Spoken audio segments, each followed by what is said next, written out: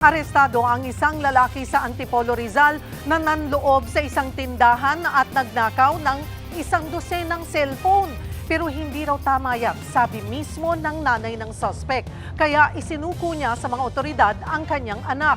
Nasa frontline ng balitang yan, si Gary De Leon.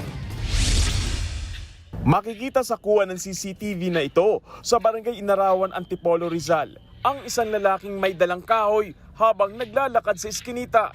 Hindi nahagip ng CCTV pero nilooban ng lalaki ang tindahang nagpaparenta ng mga cellphone na ginagamit sa online classes. Natangay ng suspect ang 12 cellphone. Sa sumunod na kuha ng CCTV, makikita ang lalaki na nakasukbit sa balikat ang isang plastic bag kung saan nakalagay ang mga cellphone. Natukoy naman ang suspect dahil sa kanyang tattoo. Dito na siya pinuntahan ng mga taga-barangay at dinampot.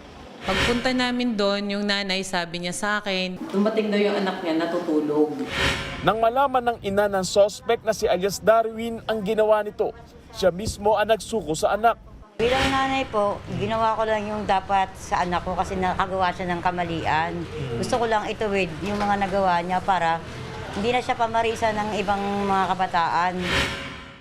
Pero hindi na nabawi ang mga cellphone na aabot daw sa 80,000 pesos ang halaga. Ibinenta na raw ito ng suspect sa halagang 500 pesos bawat isa.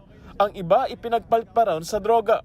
Kwento ng nanay sa kahirapan, oo, nandun na tayo. Pero sa interview ko sa kanya, ginamit po niya pang ng illegal na droga.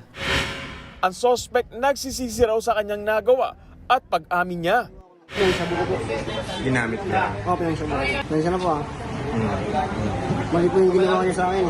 Pinagawa niya yun para makulong ako dito. Sinampanan ng kasong robbery ang suspect. Nagbabalita mula sa frontline.